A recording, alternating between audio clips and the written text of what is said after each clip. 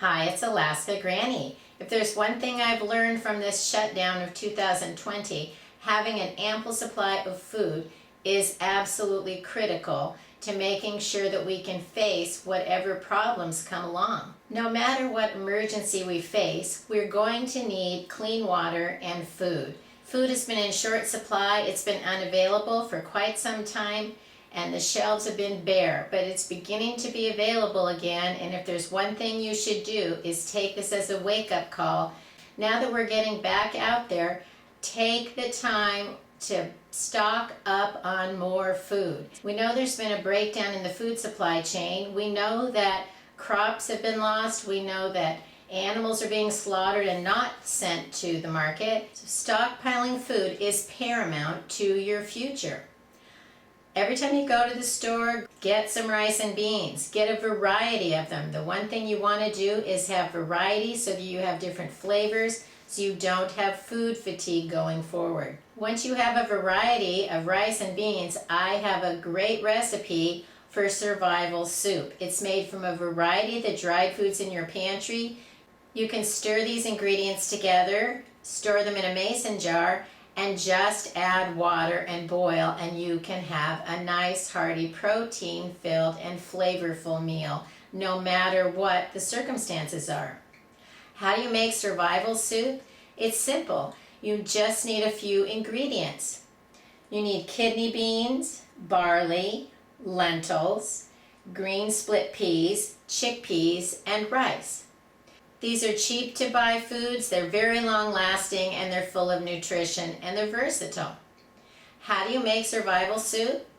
Stir together 1/3 cup of kidney beans, 1 cup of barley, 1/2 cup of lentils, 1/8 cup of green split peas, and 1/8 cup of chickpeas. This recipe makes 2 cups of the soup mix, but when I prepare it, I only use 1 cup with a full pot of water because it makes so much food.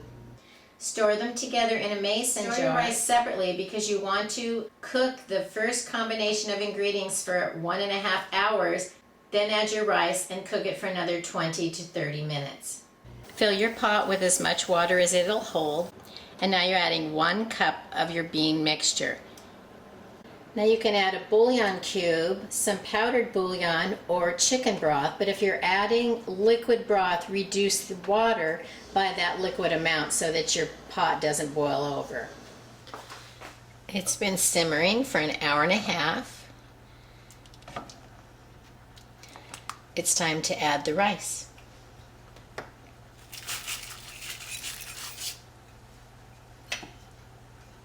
Let it simmer for 20 more minutes. Look at that, nice and hearty, delicious. Everything is cooked through.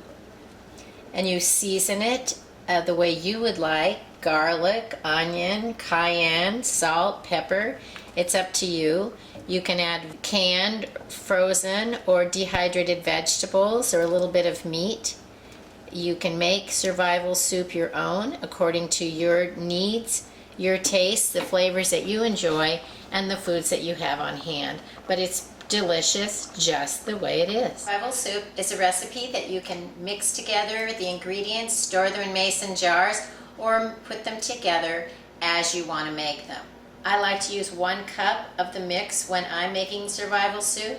It makes a big pot full, there's plenty of servings, lots of leftovers, and it's a great way to fill up your family with not a lot of money. You can also make it your own by whatever you want to mix in or serve along with it. But if this is all you have, you're still going to be able to have a nice filling meal full of protein that'll keep you fed. Make sure you're stockpiling food while it's available, because we know that we've been through some hard times lately, and we know they're predicting coming forth it's going to get worse. So take this time as you go to the store, grab a few extras every single time so you'll have what you need no matter what the future holds. If you like my video, I hope you'll share it with someone else who might enjoy it. Learn more at alaskagranny.com, and please subscribe to the Alaska Granny channel.